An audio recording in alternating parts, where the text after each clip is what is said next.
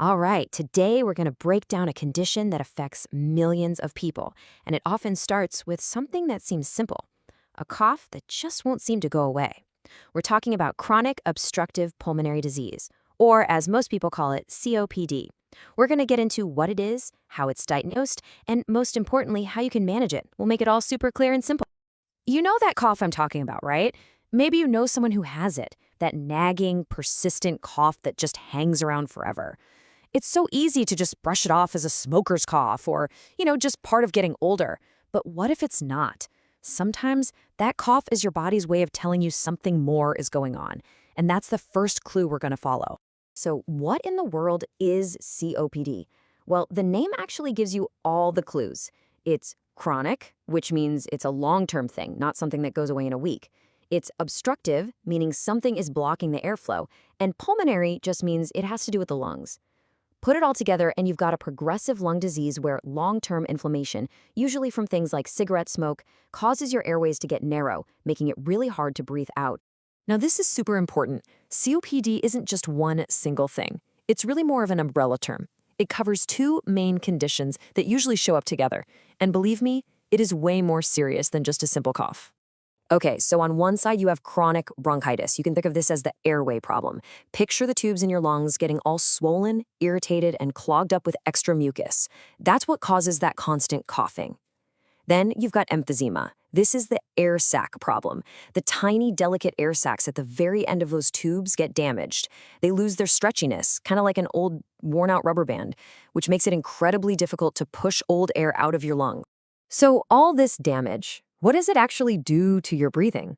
Let's take a closer look at the mechanics, at what's really happening deep inside the lungs when COPD takes hold.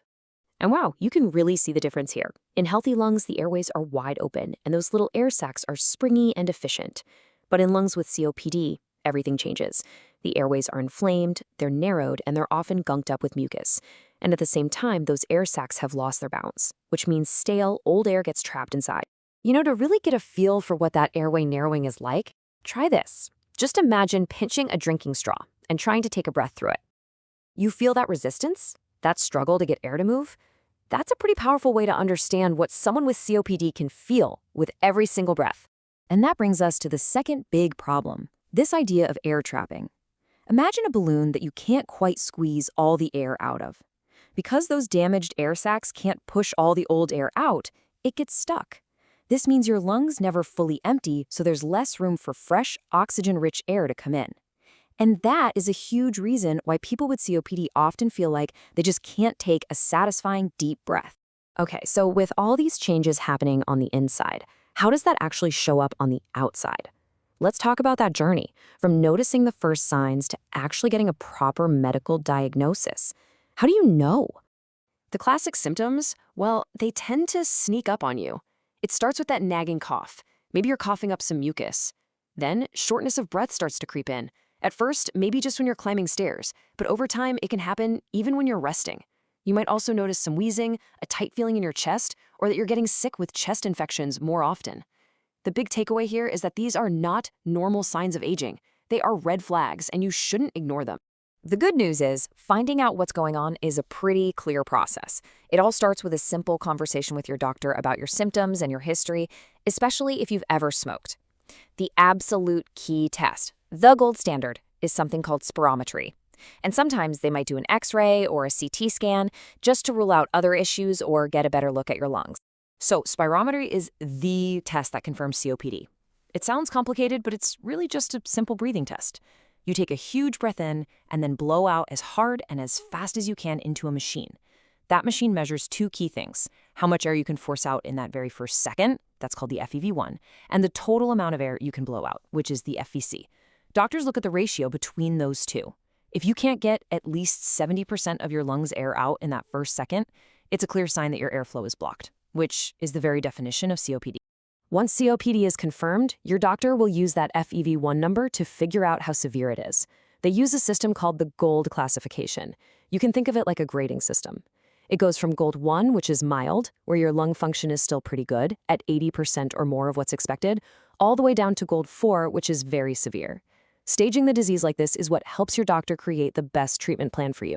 Now, I know getting a diagnosis for any chronic disease can feel really heavy. But this is where the story pivots. This is where we talk about empowerment. Let's open up the management toolkit, all the different strategies that help you take back control and live a better life with COPD. And let's be crystal clear about this, because this is without a doubt the most important message of all. If you have COPD and you smoke, quitting is the #1 most effective thing you can possibly do. It is the only intervention that can truly slow this disease down and change its course, period.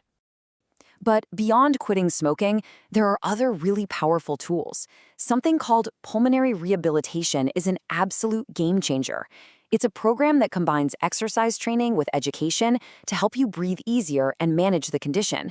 Keeping up with your flu and pneumonia shots is also critical to prevent flare-ups. And for people with more advanced disease, things like oxygen therapy and nutritional support become really important parts of the plan. And of course, medication is a huge piece of the puzzle. Most people use inhalers called bronchodilators. They work by relaxing the muscles around your airways to open them up. The short-acting ones are like rescue inhalers. They work fast for quick relief when you're feeling breathless. The long-acting ones are maintenance inhalers that you take every day to keep your airways open all the time. If flare-ups are common, your doctor might add an inhaled steroid to calm down inflammation. And for those really bad episodes, you might need a short course of antibiotics or oral steroids to get things back under control. So what does it actually mean to live with COPD for the long haul? Yes, it's a progressive disease, but that absolutely does not mean it's a hopeless one. Let's take a look at the bigger picture and what to expect. It's smart to be aware of potential complications down the road. Over time, all that strain on the lungs can start to affect the heart. The risk of infections is always there. And of course, living with any chronic illness can take a toll on your mental health, leading to anxiety or depression. But here's the key. Managing your COPD really well is the best way to lower the risk of all of these things happening. And this right here is exactly why getting that proper diagnosis is so critical. If you're dealing with constant shortness of breath, yeah, COPD is a very common cause, but it's not the only one. Things like asthma or even heart failure can feel very similar. Only a doctor can sort it out and make sure you're getting treated for the right condition. So what's the bottom line here? It's this. While there isn't a cure for COPD, it is a manageable disease. Think of it this way. Instead of your lung function falling off a cliff, good management can turn that cliff into a much, much gentler slope. By quitting smoking, taking your medications, and making those lifestyle changes, you can slow the disease down, control your symptoms, and live a full, active life.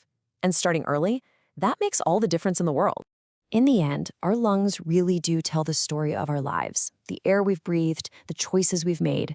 But you are the one holding the pen for the next chapter. Whether that means finally talking to a doctor, quitting smoking for good, or committing to your treatment plan, the power to write a healthier future is right there, in your hands. So what's that next chapter going to look like?